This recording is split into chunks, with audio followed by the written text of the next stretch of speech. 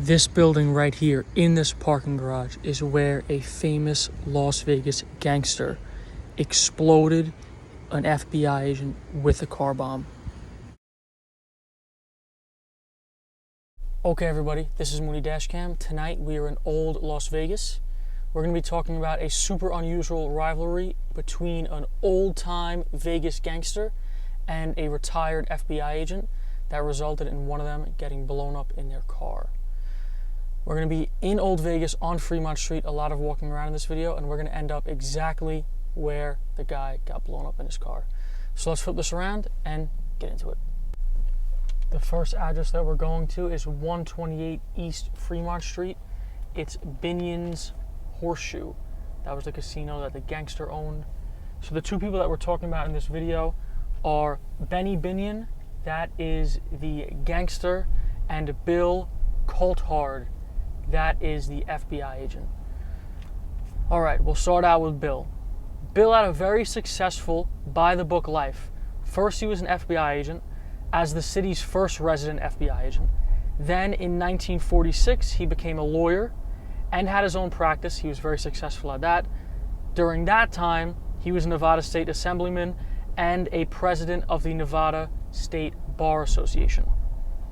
Binion, on the other hand, was a major player in illegal gambling in Dallas, Texas. A very feared, very powerful guy in the underworld. And not in the underworld, as regular people feared and respected him also. He openly bragged about killing two people. One incident was a rum runner in 1931, Frank Bolding, came into Benny's backyard and charged him with a knife. While Benny was gambling, of course, that's what he did. He fell behind a crate, popped back up with a pistol, and shot and killed the guy Frank Bolding, which earned him the nickname The Cowboy. Also, don't forget to follow me on Instagram at mooneydashcam. I post on there pretty much every single day.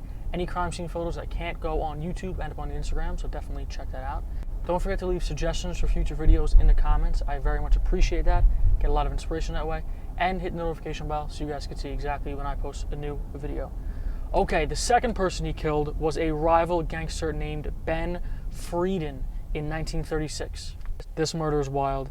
He was encroaching on Benny's turf, so Benny walks up to Ben Frieden's car, blasts him with a .45 pistol, killing him, then takes out a second gun, shoots himself, and tosses the gun inside Ben Frieden's car to claim self-defense. He actually got off on that case. That's the kind of stuff you could do in 1936. But yeah, that's real movie stuff right there. He got away with it. He lived it. Benny also had a rival, a lot of rivals this guy, Herbert the Cat Noble. This is the beginning of Old Vegas right here, as you can see. We'll be walking around there a little bit. Now that guy had the nickname The Cat because apparently he had 9 lives. All in all, there were 11 attempts on his life. That's how many people tried to kill this guy.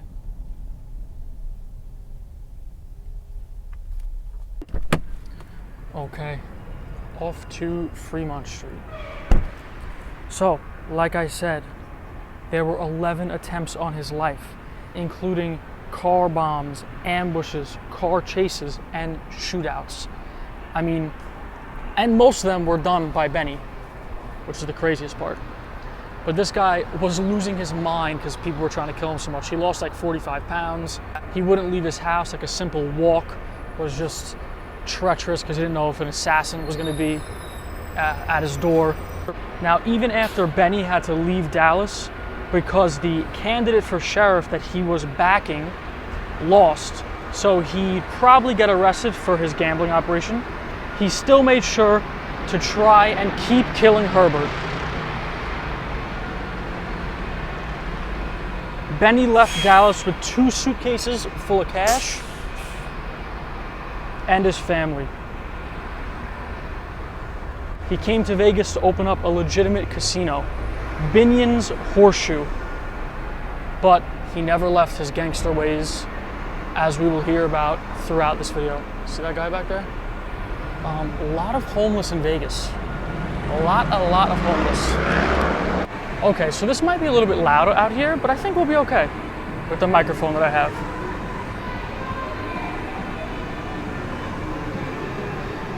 So Benny was still getting kickbacks from gambling operations in Dallas. So he was still at war with Herbert. He actually blew up his wife with a car bomb. That's what Benny had his men do since he could not kill Herbert. Whoa, this music's loud. Maybe we'll pass the music.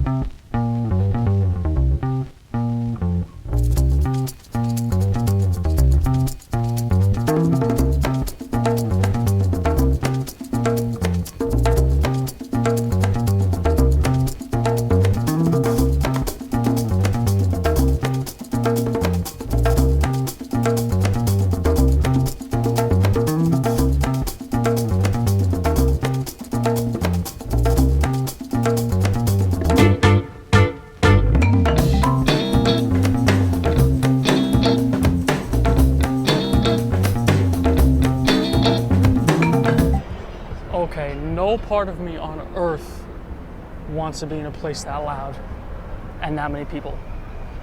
You think maybe I'm from New York that I would, I don't know, enjoy that? No, not my scene even in the slightest. Now, Dallas authorities tried for years to get Benny on charges. The governor of Nevada ordered his extradition 2 times. Both of those attempts were blocked by local Vegas judges. Benny Binion had pretty much everybody in his pocket at this point. Benny still wanted Herbert dead, so he sends a hitman, Lewis Green, known for burying people alive. Herbert actually kills that guy with a shotgun. Then Herbert sends a mysterious hitman called the Grocery Man to Vegas to kill Benny. The Grocery Man gets caught by Benny's guys.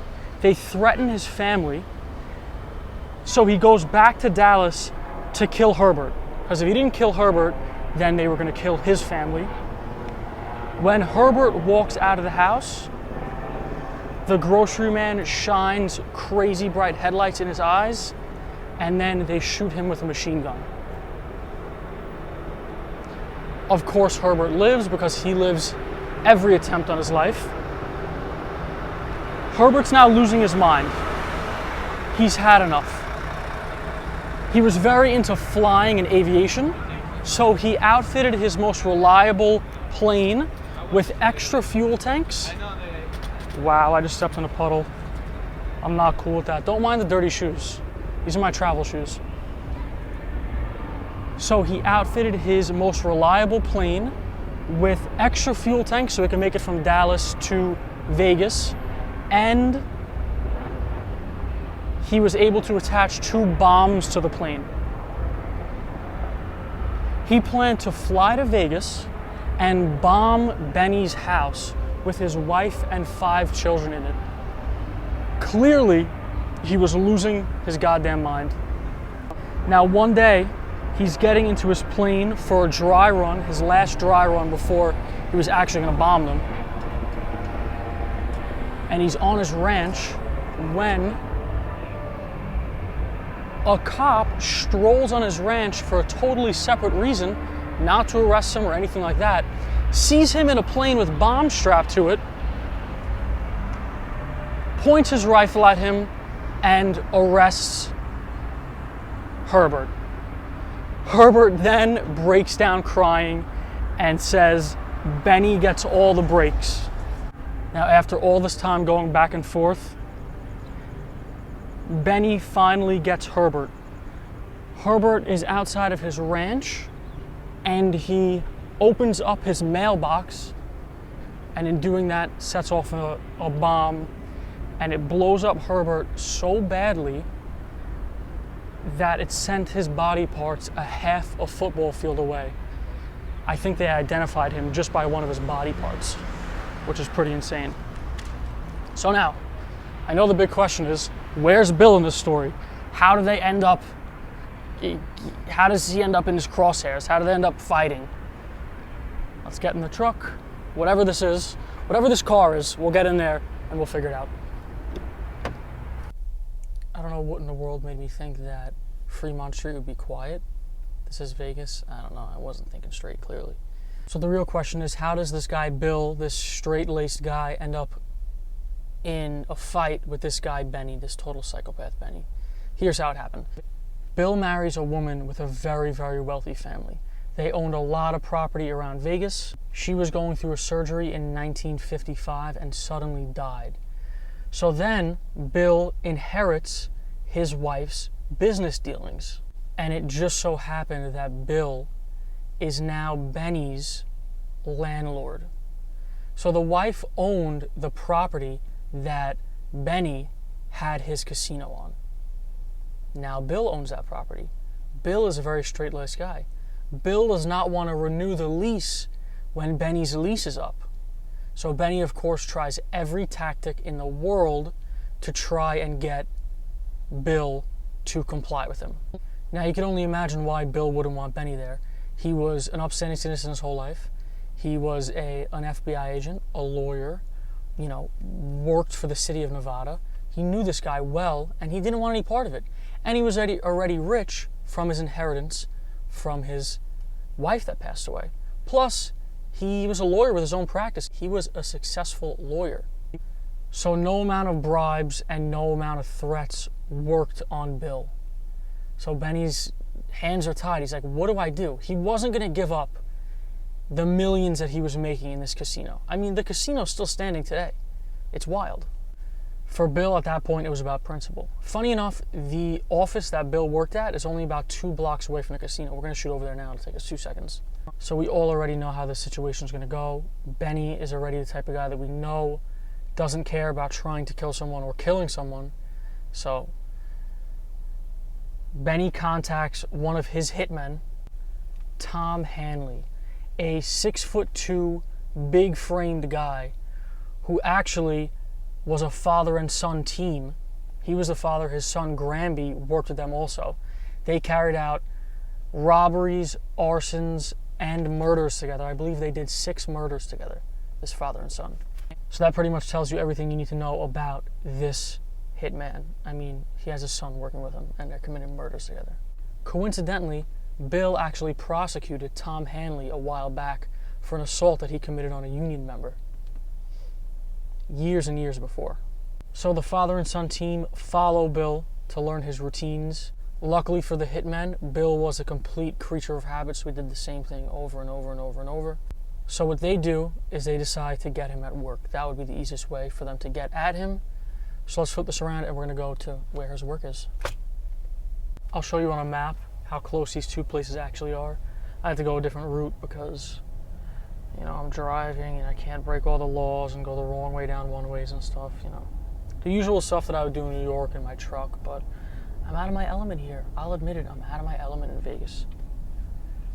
Alright, so, you see that building up there on the left, past this very big one, that it's a kind of a teal color. Would that be teal? I don't know, we'll see.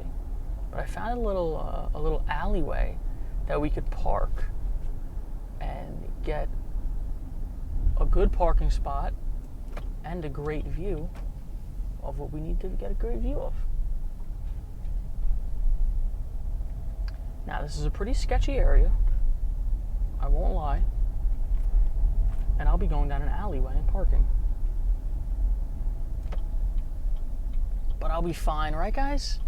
Nothing ever happens to a guy that's filming a video. We all know that to be true. Alright, so this is the place. Not scary at all, not creepy at all, not weird at all. Don't worry about it. We're in an unknown city to me. Not weird at all. We'll park under the lights. I'm not a crazy person, guys. I mean, seriously. Okay. Right here seems like a good parking spot, right? Alright. So, watch this. Hit the button. Lock it up. July 25th, 1972. It's 115 degrees out. Bill's car's in the parking garage of 225 East Bridger Avenue. So this is one of the entrances to the parking garage. So I guess it's this level right here. His car was on the 3rd level. And I think this whole bottom piece is the parking garage. We'll see right now. You have the casinos up there. You got that parking garage. We have a church right here.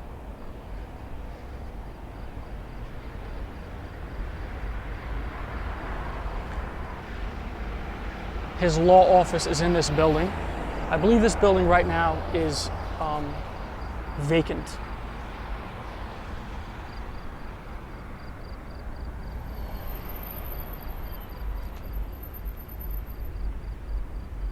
So the hitman team heads up the parking garage. Oh, I wish we could get in there. I wish we could get in there. I'm sure it's been totally redone since this incident happened. I mean, it was 1972.